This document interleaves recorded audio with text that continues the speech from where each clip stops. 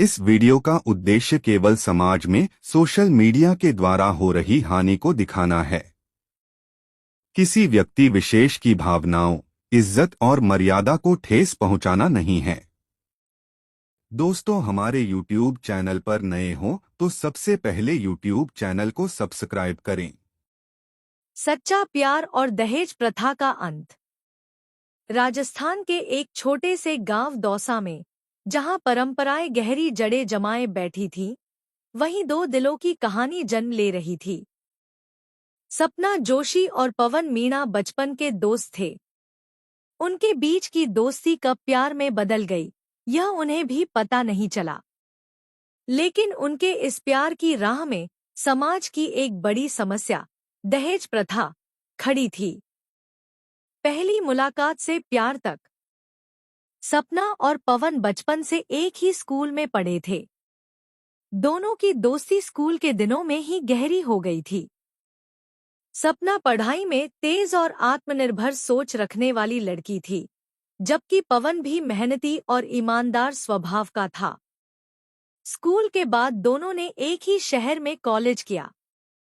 पढ़ाई के दौरान उनकी दोस्ती और गहरी हो गई, और यह दोस्ती धीरे धीरे प्यार में बदल गई। दोनों ने अपने करियर पर भी ध्यान दिया। सपना ने शिक्षक बनने का फैसला किया, जबकि पवन सरकारी नौकरी की तैयारी करने लगा। प्यार की परीक्षा।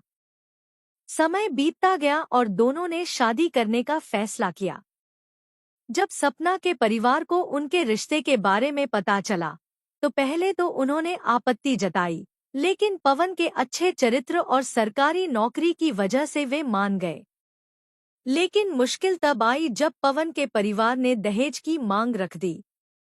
सपना के पिता एक ईमानदार शिक्षक थे, जो अपनी बेटी को प्यार से पालते आए थे, लेकिन उनके पास लाखों रुपए दहेज देने की क्षमता नहीं थी। यह सुनकर सपना को गहरा धक्का लगा। पवन का निर्णय। पवन को जब इस बात का पता चला, तो वह बहुत आहत हुआ। उसने अपने माता-पिता से बात की और कहा, अगर मुझे शादी करनी है, तो बिना दहेज के करूंगा। सपना कोई बोझ नहीं है, वह खुद अपने पैरों पर खड़ी है। अगर आप इस शर्त पर शादी चाहते हैं, तो मैं यह रिश्ता तोड़ दूंगा। पवन के माता-पिता ने समाज के डर से शुरू में विरोध किया, लेकिन जब गांव के कुछ प्रगतिशील लोगों ने पवन का साथ दिया, तो वे भी झुक गए। शादी और समाज को संदेश। आखिरकार सपना और पवन ने सादगीपूर्ण विवाह किया, जिसमें न कोई दहेज था और न ही कोई फिजूल खर्ची। उनके इस कदम से गांव में एक नई मिसाल कायम हुई। शादी के दिन पवन ने सबके सामने कहा, हमारी शादी इस समाज को एक संदेश देने के लिए है, प्यार में दहेज की कोई जगह नहीं होनी चाहिए। सपना और पवन का यह साहसिक कदम गांव में चर्चा का विषय बन गया। धीरे धीरे कई और युवा दहेज के खिलाफ खड़े हुए और समाज में बदलाव लाने की कोशिश करने लगे। उपसंहार। सपना और पवन की यह कहानी सिर्फ एक प्रेम कहानी नहीं थी, बल्कि यह समाज को बदलने की एक कोशिश थी। उन्होंने यह साबित किया कि सच्चे प्यार में धन दौलत की नहीं, बल्कि आपसी समझ और सम्मान की जरूरत होती है।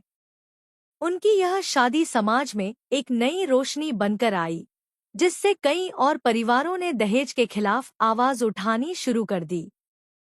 इस तरह प्यार की जीत हुई और दहेज प्रथा के खिलाफ एक नई क्रांति शुरू हुई।